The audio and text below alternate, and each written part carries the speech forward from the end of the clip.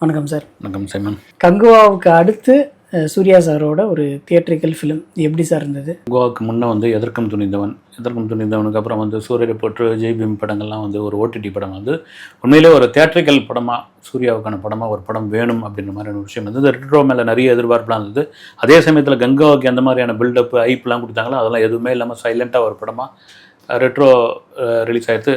நம்ம தான் பார்த்தா காலையில் வந்து ஃபஸ்ட் ஷோ வந்து ஓகே.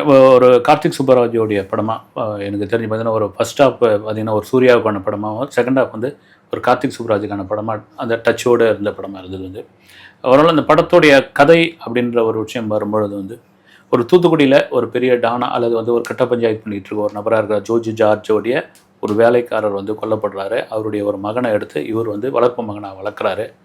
வளர்ந்தவருக்கு அந்த அப்பா இறந்ததுனால அவருக்கு சிரிப்புலாம் மறந்து போயிடுது அப்படின்னாங்க. அவர் தான் சூர்யா வந்து இவர் தான் என்ன தான் வளர்ப்பு மகன் அப்படின்னு வளர்த்தாலும் வந்து அவர் ஜோர்ஜ் ஜார்ஜ் வந்து சூர்யா வந்து அவர் என்ன சார் அடியாளாக தான் பார்க்குறாரு. இவர் அப்பாவை பார்த்தாலும் ஒரு கட்டத்தில் ஒரு ட்ரெயினில் நடக்கிற ஒரு ஃபைட் சீக்வன்ஸில் ஓகே நீ எனக்கான ஒரு நபர் தான் அப்படின்னு ஒரு முடிவு பண்ணி இரும்பு கை பாரி அப்படின்னு சொல்லி அவர் கூப்பிடுவார். இது எப்படி சார் லோகேஷ் கனகராஜ் அவரோட இரும்பு கை மாயாவி அதை வந்து இவங்க இரும்பு கை பாரி அந்த மாதிரி மாற்றிட்டாங்களா? இது வந்து ரெட்ரோ வந்து 80s நடக்கிற இதுனால வந்து அந்த காமிக்ஸ் புத்தகம்லாம் நீங்களாம் பார்த்துருக்க மாட்டீங்க. ராணி முத்து இதெல்லாம் வரும். அது அதில் பார்த்தீங்கன்னா இந்த இரும்பு கை மாயாவி அப்புறம் இந்த 80s ரஜினி படங்கள்லாம் பார்த்தீங்கன்னா ஒரு கை மாதிரி மாட்டிக்கிட்டு வெல்டிங் இதில் வந்து மாதிரி இருக்கு சார். வில்லன்கள்லாம் இப்படி மாட்டி கை போயிடாமா அதை இது பண்ணுவாங்க. அதெல்லாம் கொஞ்சம் ஞாபகப்படுத்துகிற மாதிரியான ஒரு விஷயமா பண்ணியிருக்காங்க. தெரியல நீங்கள் டக்குன்னு எல்லாரும் தியேட்டர்லேயே தான் சொன்னாங்க இரும்பு கை மாயாவேன்னு கத்த ஆரம்பித்தாங்க. வந்து இன்னும் அதை மறக்கலை போலகுது. இரும்பு கை மாயாவே யாரை வச்சு பண்ண போகிறாருன்னு தெரியல. வந்து இதெல்லாம் தாண்டி இந்த படம் வந்து எனக்கு பார்த்தீங்கன்னா ஒரு கார்த்திக் சுப்பராஜ் என்னென்னா ஒரு நல்ல ஒரு ஸ்ட்ராங்கான ஒரு கதையை வச்சு பண்ணணும்னு முடிவு பண்ணியிருக்காரு. அது காரணம் என்னன்னா நிறைய சீன்ஸ் பண்ணணும் அப்படின்னு நிறைய காட்சிகள் பண்ணணுன்ட்டு இது பண்ணியிருக்காரு.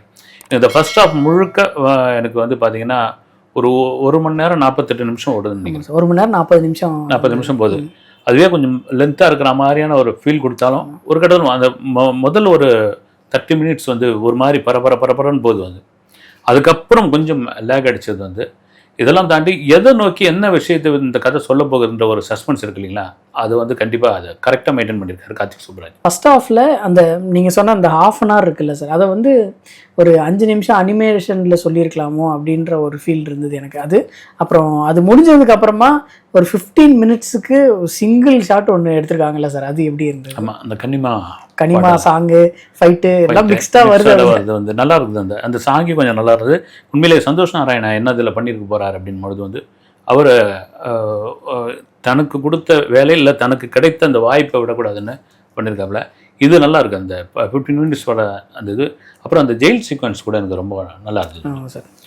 இதெல்லாம் மீறி வந்து அந்த சிரிக்காமல் இருக்கிறது அப்படின்ற ஒரு விஷயம் இருக்கு இல்லைங்களா, அது சூர்யா நல்லாவே பண்ணியிருக்காரு. ஆமாம், இன்டர்வல் வரைக்குமே சிரிக்க மாட்டார்ல சார், சிரிக்கவே மாட்டார். எங்கேயும் இன்டர்வல் பேக்கே வந்து சிரிக்கிறதுலாம் நிற்கும். வந்து சிரிக்காமல் இருக்கிறது நல்லது. எனக்கு தம்பி படத்தில் மாதவன் பண்ணதான் ஞாபகம் வந்தது. இந்த கண்ணை சிமெண்ட்டாகவே இருக்கணும் அப்படின்னு படம் முழுக்க பண்ணியிருப்பாப்ல மாதவன். கனிமா சாங் ஆல்ரெடி ஒரு பயங்கரமான ஹிட்டு சார். இந்த சாங்கில் இந்த மாதிரி ஒரு சீக்வன்ஸ் வச்சது எப்படி சார் இருந்தது? ஒரு மிக்ஸ்டு ஃபைட்டு இருக்கும், கனிமா ஜாலியாக டான்ஸ் ஆடிட்டு இருப்பாங்க, திரும்ப சீரியஸ் ஆகும், திரும்ப ஜாலியாக டான்ஸ் ஆடுவாங்க, திரும்ப ஃபைட் சீன் இருக்கும். அந்த மாதிரி இருந்த ஒரு மிக்ஸ்டு எமோஷனாக இருந்ததா சார்? இல்லை, நல்லா இருந்தது. வந்து நமக்கு என்னென்னா நீங்கள் இதுதான் வந்து ஒரு கதையை வந்து ஒரு ஒன்லைன் எடுத்துனா கூட திரைக்கதைன்ற ஒரு விஷயம், திரைக்கதைக்குள்ளே இது மாதிரி ஒரு சில புதுமையான விஷயங்கள் சேர்க்கும்போது தான் ஆடியன்ஸ் வந்து எங்கேஜாக இருக்கும். நீங்கள் நிறைய கதை சொல்லியாச்சுங்க, நிறைய படம் பார்த்தாச்சு அப்படின்போது இதில் என்னங்க புதுசு அப்படின்ற ஒரு கேள்வி இருக்குங்களா, இது ஒரு நல்ல முயற்சி தான். வந்து எனக்கு ரொம்ப பிடிச்சிருந்தது. சூர்யா சார் வந்து ஃபர்ஸ்ட் ஹாஃபில் ஒரு பயங்கரமான ஒரு என்ட்ரி, அவர் வந்து ஒரு ஸ்டார்டிங்லேருந்தே அந்த பில்டப் வந்து பயங்கரமாக இருந்தது சார். அவர் வந்து கல்யாணம் ஆக போகிறேன், எனக்கு இனிமேல் என்னை யாரும் பார்க்க முடியாது, என்கிட்ட சண்டைக்குன்னு சொல்லி யாரும் வராதிங்க, அப்புறம் எல்லாரையும் அடிச்சு விட்ருவேன், அந்த மாதிரி டைலாக்ஸ் எல்லாமே சூப்பராக இருந்தது.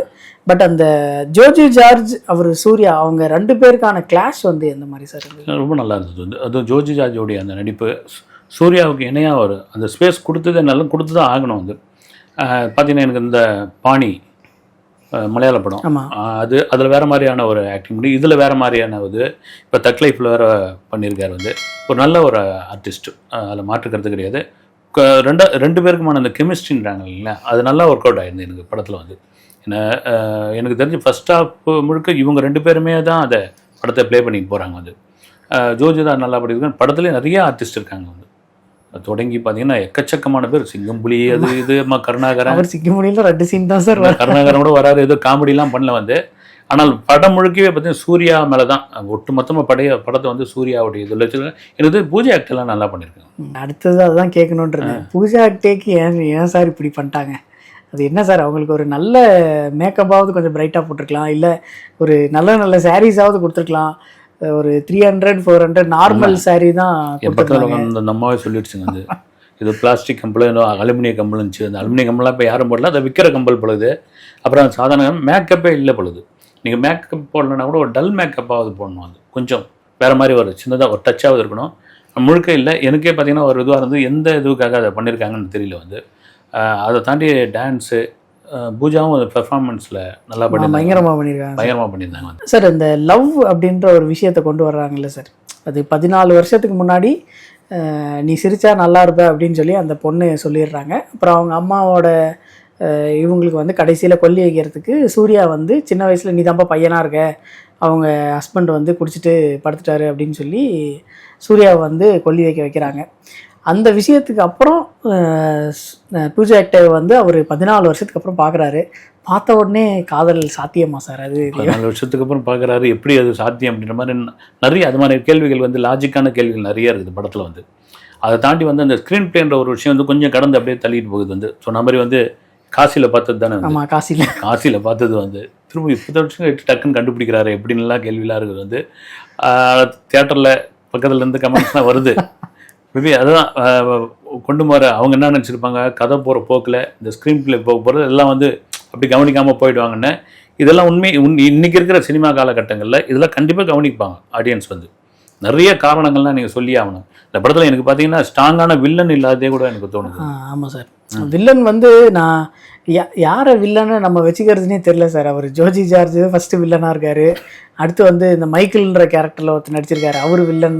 அப்புறம் பிரகாஷ் ராஜ் வில்லன்றாங்க, அப்புறம் நாசர் சார் வில்லன்றாங்க. யாரை நாங்கள் வில்லனாக வச்சுக்கிறது, ஒரு முடிவெடுங்க அப்படின்ற மாதிரி இருக்குது.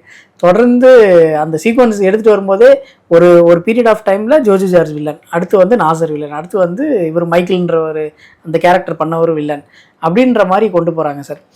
இது வந்து ஒரு கன்ஃபியூஸ்டாக இருக்காதா சார்? இது தொடர்ந்து வில்லன்களாக இருக்காங்க. அது பிரகாஷ் ராஜ் அவருக்குலாம் 2-3 சீன் தான் சார் இருக்குது. அவரையும் ஒரு வில்லனாக நம்ம எடுத்துக்க வேண்டியதாக இருக்குது. அது எப்படி சார் இது ஒர்க் அவுட் ஆகுமா? இல்லையா, படத்துக்கு வந்து வில்லன் பெரிய ஸ்ட்ராங்கு. இல்லை யார் வில்லன் நீங்கள் சொல்கிற மாதிரி இத்தனை கேரக்டரில் வந்து ஒரு வில்லனை ஸ்ட்ராங்காக சொல்லியிருக்கலாமேன்னு. ஏன்னா சூர்யாவை தான் நிறைய ஃபோக்கஸ் பண்ணி கொண்டு போகிறாங்க வந்து.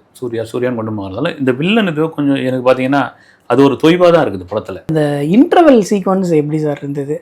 இல்லை, இன்ட்ரோல் சீக்வன்ஸ் எப்படி கொண்டு வந்து நிறுத்த போகிறாங்கன்னு நான் எதிர்பார்த்தேன் வந்து. ஏன்னா வந்து இன்ட்ரோல் பிளாக் எப்போவுமே அந்த சோஷியல் மீடியாவில் போடுவாங்க இல்லைங்களா, ஃபர்ஸ்ட் ஹாஃப் இன்ட்ரோவில் தெருக்கி விட்டாங்கன்னு. அது ஒரு மாதிரி ஒரு நார்மலாக இருந்து ஒரு சிரிப்பு வச்சு முடிச்சிருக்காங்க வந்து. நல்லா இருந்தது, எனக்கு அந்த முயற்சி நல்லா இருந்தது சார். இன்டர்வல்னா நம்ம வந்து பயங்கரமான ஃபைட்டு இல்லைன்னா பயங்கரமான டைலாக் அப்படின்னு நினச்சிட்டு தான் இருந்தோம். பட் இந்த படத்தில் வந்து இன்டர்வலில் ஃபைட்டும் கிடையாது, டைலாக்கும் கிடையாது. நீங்கள் சொன்ன மாதிரி அந்த ஒரு சிரிப்பை வச்சு முடிச்சிருப்பாங்க சார். செகண்ட் ஹாஃப் வந்து ஃபஸ்ட் ஹாஃப் கூட கம்பேர் பண்ணும்போது நல்ல ஸ்பீடியாக போச்சா சார்? நல்ல ஃபாஸ்ட்டாக போகிற மாதிரி இருந்ததா? இல்லை, எனக்கு செகண்ட் ஹாஃப் வந்து நிறைய விஷயங்களை சொல்கிற ஒரு இதுவாக இருக்குது. ஏன்னா நம்ம பேசுகிறோம்ல இதில் ரிவீல் பண்ணுற மாதிரி இருக்கும் வந்து.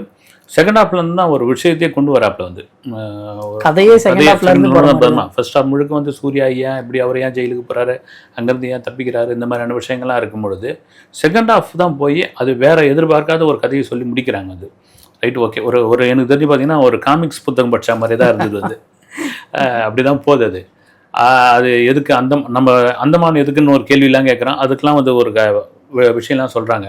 நீங்கள் சொல்கிற மாதிரி இந்த ஃபர்ஸ்ட் ஹாஃபோட செகண்ட் ஹாஃப் வந்து நான் சொல்கிற மாதிரி கார்த்திக் சுப்புராஜ் அவருக்கான படமாக பண்ணியிருக்காரு. செகண்ட் ஹாஃபில் வந்து நம்ம எப்படி ஒரு லாஜிக் இல்லாத மாதிரி ஒரு சில விஷயங்கள்லாம் இருக்குது. சூர்யா வந்து பூஜா ஆக்டேவை தேடி தான் அந்தமானுக்கு வருவார். ஆனால் கடைசியில் அவர் அந்தமானில் இருந்தால் வெளியே போயிருக்காரு அப்படின்ற மாதிரி கொண்டு வராங்க. அவர் தான் எங்கள் கடவுள் அப்படின்னு சொல்கிறாங்க. அந்த மாதிரி விஷயங்கள்லாம் கொஞ்சம் ரொம்ப எக்ஸாஜரேட் பண்ணியிருக்காங்களோ அப்படின்னு பார்த்தவொடனே ஒரு சிம்பிளை பார்த்துட்டு அவர் தான் கடவுள்னு இது பண்ணாங்க. நம்ம சொன்னால் நம்மள திட்டுவாங்க, கதையெல்லாம் சொல்லிவிட்டியாடாட. அதெல்லாம் உண்மையிலே பார்த்தீங்கன்னா இது எப்படி நம்ப முடியும் அப்படின்ற மாதிரி. திரும்ப சொல்கிறது என்னென்னா இது கதையோட்டத்தோடு போகும்போது நம்பிடுவாங்க அப்படின்ற ஒரு விஷயம் இருக்குது. ஆனால் சூர்யா ரசிகர்கள் இன்றைக்கி படம் பார்க்கும்போது அவங்க தான் கொண்டாடிக்கிட்டு இருந்தாங்க கண்டிப்பாக வேணும்னு, கண்டிப்பாக அவருக்கு ஒரு வெற்றி வேணுன்ற அளவு கொண்டாடிட்டு இருந்தாங்க. இதெல்லாம் கண்டிப்பாக கவனிக்க தோணுது வந்து. எப்படி டக்குன்னு பார்த்தவொடனே கடவுள் வந்து எம்ப ஏதோ ஒரு படத்தில் சிங்கமுத்து சொல்கிற மாதிரி தான், எம்ப காதில் கனகாமரம் வைங்க அதுக்காக காலிஃப்ளவராக வைப்பீங்க அப்படின்ற மாதிரியான இதெல்லாம் வச்சுருக்காங்க. பட் என்னென்னா ஓகே அந்த சொல்கிற விதம் எனக்கு இதெல்லாம் கொஞ்சம் இதுவாக இருந்தது. ஒரு அடிமைங்க, அப்புறம் வந்து கைதிங்க, அது அப்புறம் அந்த கல்ட்டுன்னு சொல்லி ஒன்று கொண்டு போகிறாங்க சார். அதெல்லாம் எப்படிங்க, எப்படி நம்ம ஊருக்கு எப்படிங்க அது சாத்தியம் அப்படின்ற மாதிரி இருக்கு. இல்லை அது ஒரு 80ஸ்ன்னு சொல்கிறாங்க இவங்க. ஒரு பிரிட்டிஷ் காலத்துக்கு முன்னாடி பிரிட்டிஷ் காலத்தில் நடந்த கதை அப்படின்னு சொன்னால் கூட ஓரளவுக்கு நம்புற மாதிரி இருக்கும். வந்து 80ஸ்ல எப்படி நடந்திருக்குமா? 80ஸ்ல எல்லாம் மாடர்ன் ட்ரெஸ்ஸை போட்டுக்கிட்டு வெளியே நின்று கத்திக்கிட்டு இருக்காங்க அப்படின்னு. இங்கே 30 பேர் அவர் அடிக்கிறாரு சார். எனக்கு அந்த ஃபைட் சீக்வன்ஸும் ரொம்ப இதாக இருந்தது சார். இந்த கிரிமினல் சைட்லேருந்து ஒரு 30 பேர் அடிமைகள் அடிக்கிறாரு. அடுத்த நாள் வந்து அடிமைகள் சைட்லேருந்து திரும்ப வந்து கிரிமினல்ஸ் 30 பேர் அடிக்கிறாரு.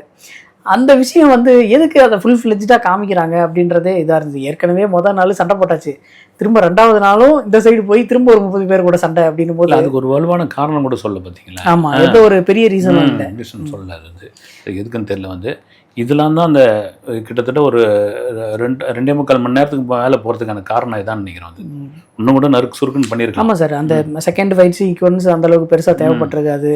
அந்த பெருசாக எக்ஸ்பிளைன் பண்ணுவாங்க, அதுவும் கொஞ்சம் சின்னதாக முடிச்சிருக்கலாம். அந்த மாதிரி ஒரு சில விஷயங்கள் வந்து இருந்தது சார். சார் கெஸ்ட் அப்பியரன்ஸ் பார்த்தீங்களா?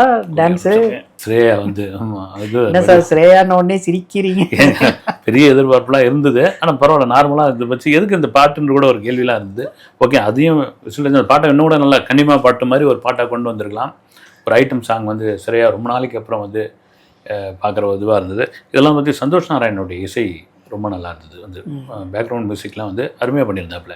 மியூசிக்னு பார்த்தோம்னா ஸ்டார்டிங்லேருந்தே பயங்கரமான ஒரு ஸ்கோர் வந்து சூப்பராக கொண்டு போயிட்டு இருந்தார் சார். அதுவும் அந்த 15 மினிட் சீக்வன்ஸ் வந்து கீழே பாட்டு ஓடும், மேலே வரும்போது அப்படியே சீரியஸான மியூசிக் வரும், திரும்ப கொஞ்சம் சாஃப்டாகும், திரும்ப சீரியஸ் ஆகும். அந்த மிக்சிங் வந்து சூப்பராக இருந்தது சார் பார்க்குறதுக்கு. வழக்கம் போல் வந்து உங்கள் வெற்றி 7 கோடி சம்பளம் வாங்கிட்டு எங்கள் பாட்டு தானே உங்களுக்கு தேவைப்படுதுன்னு கங்கை மரம் சொன்ன மாதிரி இதுலேயும் இளையராஜாவோட சாங் தான் தேவைப்படுது. ஆனால் டைட்டில் கார்டில் போட்டுறாங்க தேங்க்ஸ்ன்னு சொல்லி. ஆமாம் சார், பட் கண்டிப்பாக பர்மிஷன் வாங்கியிருப்பாங்க. இல்லைன்னா கேஸ் போட்டுருவாரு. அவங்களுக்கு தான் கேஸ் போடுறது எங்கள் நோக்கம் கிடையாது, எங்ககிட்ட ஒரு வார்த்தை சொல்லாமே அப்படின்றாங்க. வந்து சார் இந்த படத்தில் வந்து 2-3 சாங் வந்து பழைய சாங்ஸ் யூஸ் பண்ணியிருந்தாங்க. அந்த அந்த இடத்துக்கு அது பொருத்தமாக இருந்ததா? ஆமாம், இந்த செனோரிட்டா இளையராஜாவது அப்படின்னு. ஆமாம், அது நல்லா இருந்தது. அப்புறமா இது darling daddy daddy oh my daddy, அதில் அந்த பையன் ஆடிக்கிட்டு வர மாதிரி இவங்களுக்குலாம் தெரியும். இந்த 80ஸ்ல தான் ஃபேமஸான படம் வந்து சூர்யா அதை ஆடிக்கிட்டு வர மாதிரி தேட்டரே சிரிக்குது. ஏன்னா காமெடிக்கு ஆள் இல்லை, காமெடியே இல்லை படத்துன்னு சொல்லும்போது அந்த இடத்துல மட்டும் சிரிக்கிறாங்க. ஒரு இடத்துல மட்டும்தான் காமெடி வருதுன்னு நல்லா அதை கரெக்டாக பயன்படுத்தியிருக்காங்க. நீங்கள் இளையராஜா ஒரு சாங் எந்த இடத்துல பயன்படுத்தலாம் அது பொருத்தமாகவே இருக்குன்றதுக்கு இந்த படமும் ஒரு சாட்சி. வந்து ஃபைட் சீக்வன்ஸ் வந்து ரொம்ப ரொம்ப அதிகமாக கொடுத்துட்டாங்களோ அப்படின்ற ஒரு ஃபீல் இருந்தது சார். லவ், லாஃப்டர், வார் அப்படின்னு சொல்லி இந்த 3 விஷயத்தை பற்றி தான் இந்த ரெட்ரோ சொல்லும் அப்படின்னு சொல்லி சொன்னாங்க. லவ் வந்து இது வந்து ஒரு புதுவிதமான லவ்வாக இருக்குமோ அப்படின்ற ஒரு ஃபீல் இருக்குது சார். உங்களுக்கு எப்படி சார் இருக்குது? இல்லை அது எப்படி நான் சொன்ன மாதிரி எனக்கு தெரிஞ்சு பார்த்தீங்கன்னா அந்த லவ் உண்மையிலே ஒரு புதுசாக தான் ஒரு புது அட்டம்ப்டாக தான் அதை பண்ணியிருக்காங்க. அது ஆனால் வழக்கமாக இருக்கிற இதுவை விட கொஞ்சம் மாற்றி பண்ணலாம் அப்படின்னு ஆடியன்ஸை அது என்ஜாய் பண்ணுறாங்க. எனக்கு வந்து ஒன்றும் அது போர் அடிக்கிற மாதிரியோ அல்லது வந்து அதை ஏதோ தொக்கா நிற்கிற மாதிரியோ எனக்கு தெரியல. வந்து ஓவராலாக படம் வந்து எப்படி சார் இருக்குது? ஒன் டைம் வாட்சபிளா? கண்டிப்பாக வந்து சூர்யாவுக்காக கண்டிப்பாக ஒரு முறை போய் பார்க்கலாம். வந்து ஏன்னா அப்படி ஒன்றும் மோசமான படங்கள்லாம் கிடையாது. கங்குவாவை அப்படி வந்து அவங்க வந்து பில்டப் பண்ணதுனால தான் அதை வந்து அப்படி போட்டு அடித்தாங்க. திரும்பவும் கங்குவாக்குள்ளே போக வேண்டிய அவசியம் கிடையாது. அது இந்த படம் வந்து உண்மையிலேயே சூர்யா ரசிகர்கள் கொண்டாடுறாங்க. அதை வந்து பார்த்திங்கன்னா இன்றைக்கி ஒரு கவர்மெண்ட் ஹாலிடே May 1, அது இந்த வாரம் வந்து 4 நாள் ஆமாம் லீவ் வருது. அந்த லீவ் அந்த படம் வந்து ஃபேமிலி ஆடியன்ஸ் உள்ளே வந்தாங்கன்னா இந்த படம் பார்க்கலாம். ஃபேமிலி ஆடியன்ஸ் வந்து பார்க்கலாம். இன்னும் அப்படி ஒன்றும் முகம் சொல்லிக்கிற காட்சியோ இதுவோ எதுவும் எனக்கு தெரிஞ்சு இல்லை. அடுத்த வீடியோவில் சந்திப்போம் சார். நன்றி சார்.